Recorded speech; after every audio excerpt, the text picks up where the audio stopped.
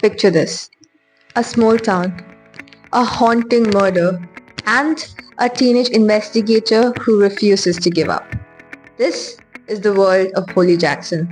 But her books are more than just page-turning mysteries. They're puzzles that keep you up at night, questioning everyone and everything.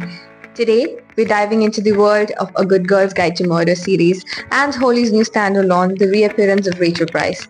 Let's unravel these stories together. Hi, I'm Devika, and if there's one thing I cannot resist, it's a good mystery. Holly Jackson's books have completely taken over my life lately, and I am here to share why you need them in yours. From the twists and turns of A Good Girl's Guide to Murder to the chilling adventures of The Reappearance of Rachel Price, these books are an experience. So whether you're new to Holly Jackson's writing or a long-time fan, stick around as we dissect what makes her stories so captivating and why they leave you questioning everything you think you know. Let's start with a series that put Holly Jackson on the map. A Good Girl's Guide to Murder. So I got this book set from Amazon for like a steal deal of 7 per 6. And how can I resist a good deal? So this book, I mean, the trilogy is like mainly three-part, obviously. And the first book is A Good Girl's Guide to Murder. The second book is Good Girl, Bad Blood. And the third book is As Good as Dead. The story follows Pip, a high school student who decides to reopen a murder case for her school project. 5 years earlier, a teenage girl, Annabelle, was murdered, or so everyone thinks. The case was closed, but Pip does not believe the official version of events. As she digs deeper, secrets unravel, alliances are tested, and Pip finds herself in danger. Trust me when I tell you that I literally stayed up all night reading like these books. Like I read book one in 3 hours or so, and honestly, at first, I couldn't really connect like why there was a trilogy, and I thought everything was over. But boy, oh boy, I was genuinely wrong. And like I already mentioned, these books you should not miss. And although like Book Talk has essentially mentioned how awesome this trilogy is, and they have a new Netflix series as well. But I believe they've tweaked quite a bit, and I couldn't like let myself watch it, but I'm telling you, you guys have to read like the series. It's absolutely worth it. One thing I love about the series is how it blends true crime and fiction. It's like a podcast, but in book form. And it's like Holly uses police reports and interviews and maps to immerse you like in a complete like bookish story experience. But it's not just about solving a crime. It's also about justice and the gray areas in between, and what happens when doing the right thing puts you in harm's way, or when the truth is not as black and white as it seems. For me, one of the most memorable moments comes in the second book, Good Girl, Bad Blood.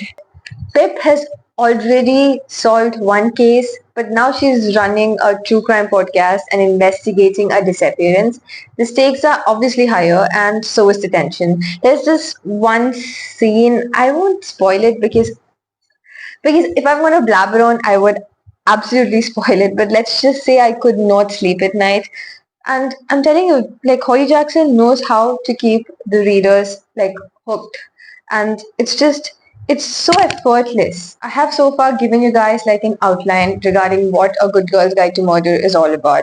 As much as I would like to talk about these books individually, I would I would say it would take away the whole point of like what this book stands for. And see, it is a murder mystery. It's interesting. These books are basically it comes under the young adult genre, but it's absolutely worth reading. Just go for it. Moving on from A Good Girl's Guide to Murder, or we will be here all day just talking about it. Let's just talk about Holly's latest release, The Reappearance of Rachel Price. This book was sent to me by HarperCollins, and this was a review copy. Harper genuinely just sends out really cool books that you can request for, like if you're a book blogger, and it's just amazing that I always get an opportunity. And this book is a standalone. and this one is more darker and pretty much psychological. The story revolves around Rachel Price, a woman who vanished without a trace 5 years ago. And when she suddenly reappears, it seems like a miracle. But as you would expect, like in a Holly Jackson book, nothing is quite what it seems. Like I could just read out the blog for you. 18-year-old Belle has lived her whole life in the shadow of her mom's mysterious disappearance. 16 years ago, Rachel Price vanished and young Belle was the only witness. Rachel is gone, presumed dead. The case is dragged up from the past when her Price family agrees to a true crime documentary. Belle can't wait for filming to end, for life to go back to normal, but then Rachel Price reappears and life will never be the same again. I didn't really love it when I was reading this book, but then if I look at it in a different light, like this book feels like Holly Jackson is actually leveling up.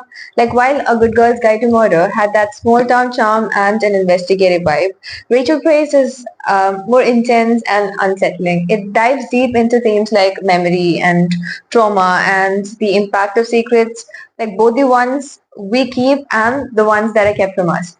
When I first read it, I was constantly second guessing every character.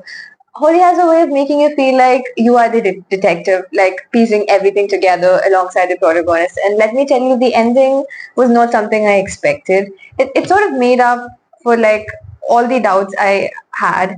But again, if I could personally choose which is like my favorite between both these books which I suggested, like the trilogy and the standalone, I would definitely go for like A Good Girl's Guide to Murder.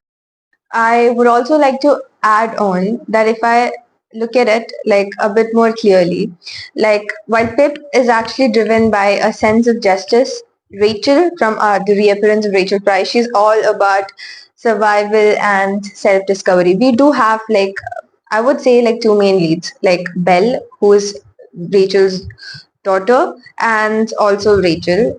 But Rachel's, like I mentioned, she's just all about survival and self-discovery. And Belle, she's unhinged, but she is essentially like very strongly her, and she does not like try to change what she is truly.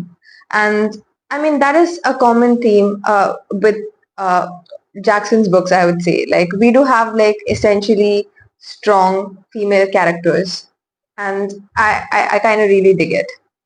And again, coming back to like Holly Jackson's writing style, like most of Holly Jackson like books, they're just very addictive. Like it's just the way she writes.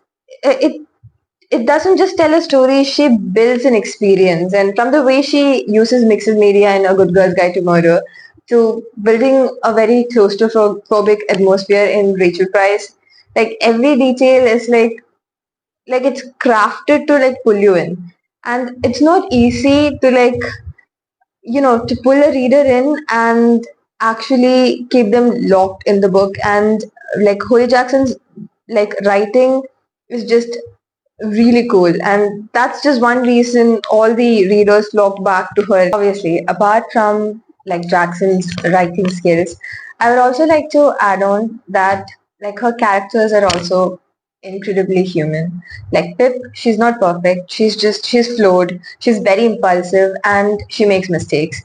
And well, coming to Rachel, she's complex and layered in a way that feels very real. And these are not just characters, they're actually people you root for even when they are at their worst. And in fact, like if I am supposed to go back and talk about A Good Girl's Guide to Murder, the last book, As Good as Dead, like people have pretty much mixed opinion about like the last book. Because like I mentioned, Pip is all about like a strong sense of justice, and a lot of things Pip does here in the last book, like you would question it. And like all the readers who have like people have given up, like honestly we do have a bunch of mixed reviews for the Good Girl's Guide to Murder too, but essentially she's just like, I mean, this book has everything that could make you panic, but like I mentioned, it's very much real, and the way she behaves, it actually makes sense if you actually like look into it on a deeper level. You can't be all like, well, she's managed all this, like why can't she be the same? Like it's not possible. See, I'm almost blabbering like very vital key points. If I keep on talking about it, I might as well screw up and give you spoilers, but I really don't want to do that. But like I mentioned, all this while, it's just the way she writes and the way I'm constantly surprised how she cooks all this up and just puts it all together like so beautifully that it's just like it's very beautiful. And again, I also love the portrayal of like an investigative duo that are like somehow bound to fall for each other, like a feisty girl and a soft boy.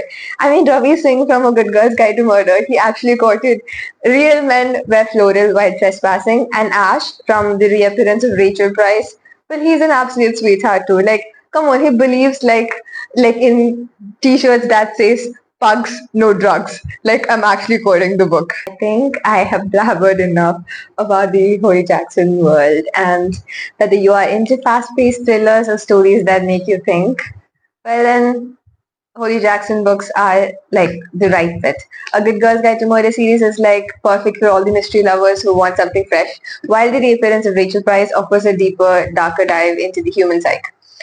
And I would love to know like whether you guys have read these books and whether like without leaving any spoilers, if you could just like tell me like what your favorite twist is, or if you haven't picked them up yet, like which one will you guys be starting with? Like please let me know in the comments, and if you love this video, like do check out my other YouTube videos. And yeah, do stay tuned. I will be diving into more book recommendations. If you guys enjoyed it.